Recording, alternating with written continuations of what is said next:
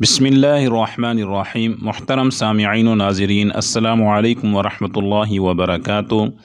صدقات کے حوالے سے آپ مختلف عنوانات سنتے رہتے ہیں، اور یہ بہت اہم اور ضروری چیز ہے کہ ہم جب اپنا پاکیزہ مال، حلال مال، رزق کے حلال میں سے صدقہ ادا کرتے ہیں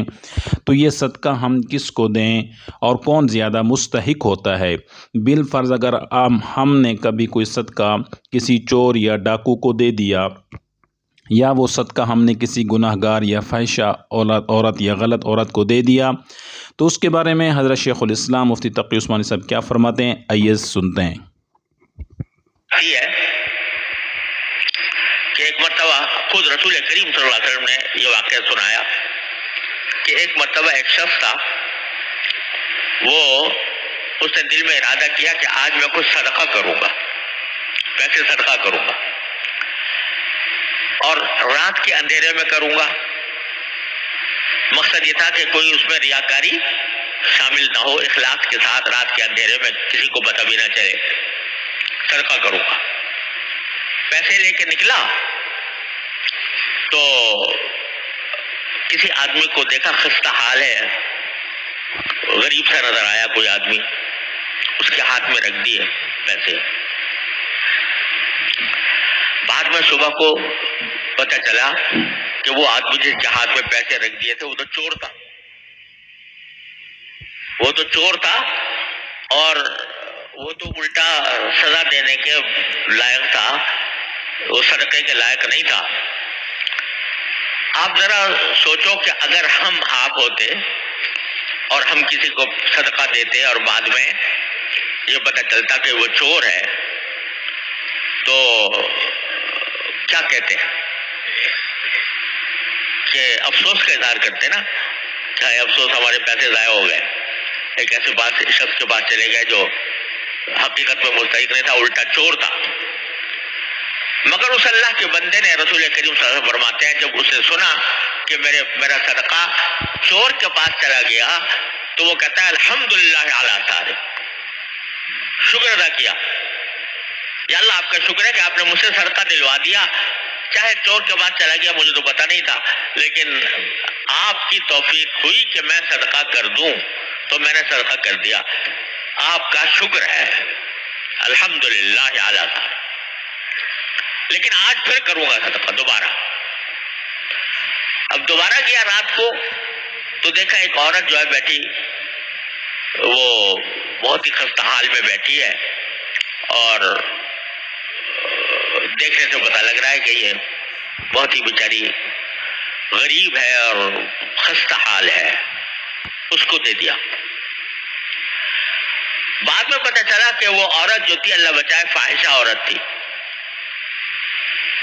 وہ طوائف تھی، پیشہ کرنے والی عورت تھی جس کو دے دیا۔ اب وہ اس دن کا صدقہ بھی ایسی جگہ چلا گیا کہ جو زانیہ تھی، فاحشہ تھی، افسوس ہونا چاہیے تھا کہ بھئی دوبارہ پیسے بیکار گئے، وہ تو بالکل فاحشہ عورت تھی۔ پھر بھی کہتا ہے الحمدللہ علی زانیہ، یا اللہ آپ کا شکر ہے کہ بہرحال مجھے آپ نے صدقے کی توفیق دی، چاہے وہ زانیہ کے پاس چلا گیا لیکن صدقے کی توفیق ہو گئی، آج پھر کروں گا صدقہ۔ تیسرے دن پر پیسے لے کے نکلا، رات کو کسی آدمی کو ظاہری حالت میں دیکھا کہ اچھا ہے، کہ یعنی مستحق ہے، اس کے ہاتھ میں پیسے دے دیے۔ بعد میں چلا وہ تو بڑا مالدار تھا، صدقے کا مستحق ہی نہیں تھا، تو کہتا ہے الحمدللہ علی غنی، یا اللہ آپ نے ایک مالدار کو دلوا دیا، میں تو آپ کا شکر ادا کرتا ہوں کہ آپ نے مجھے توفیق دی۔ اور پھر تینوں کو کہا الحمدللہ علی سارق، الحمدللہ علی زانیہ، الحمدللہ علی غنی، یعنی وہ جو چور کو دیا تھا اس پر بھی آپ کا شکر، زانیہ کو دیا تھا اس پر بھی آپ کا شکر، اور غنی کو دیا تو اس پر بھی آپ کا شکر۔ جب یہ 3 دن گزر گئے تو رات کے وقت میں کسی نے غیبی آواز آئی، اس کو غیبی آواز آئی، یا خواب میں یا جاگتے میں اللہ ہی بہتر جانے. غیبی آواز آئی کہ تمہارے تینوں صدقے ہم نے قبول کر لیے ہیں. ہم نے قبول کر لیے، اور قبول کرنے کا نتیجہ یہ ہوگا کہ جب جس چور کو تم نے صدقہ دیا تھا وہ شاید اپنی چوری سے باز آ جائے گا تمہارے اخلاص نیت کی وجہ سے اور تمہارے شکر کی وجہ سے، وہ چوری سے باز آ جائے گا. اور جس زانیہ کو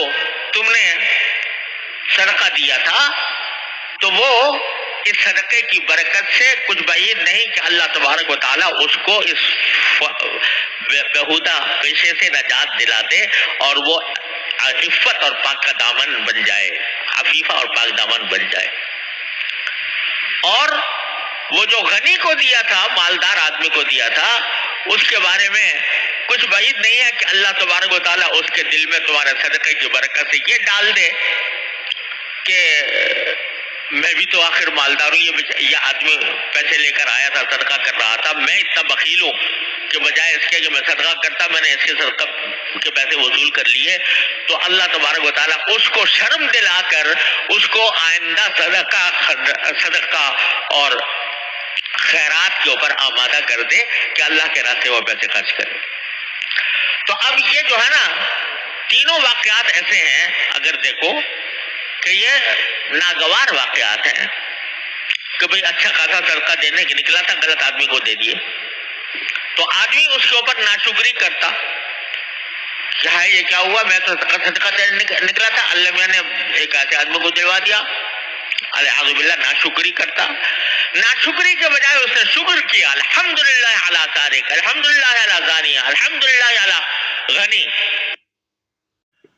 تو محترم سامعین و ناظرین، جیسا کہ آپ نے سنا کہ حضرت شیخ الاسلام حضرت اقدس مفتی تقی عثمانی صاحب نے کیسا پیارا واقعہ جو حضور علیہ الصلوۃ والسلام نے سنایا صحابہ کرام کو کہ وہ شخص نے کس طرح سے صدقہ ادا کیا اور اسے پتہ نہیں تھا کہ جس کو میں صدقہ دے رہا ہوں وہ کون لوگ ہیں. لیکن حضور علیہ الصلوۃ والسلام کے سامنے جب اس نے پیش کیا تو آپ علیہ الصلوۃ والسلام نے بھی فرمایا کہ اللہ نے اس کے صدقات کو قبول بھی فرما لیا اور اس نے شکر بھی ادا کیا کہ اللہ تعالیٰ نے اسے اس قابل بنایا ہے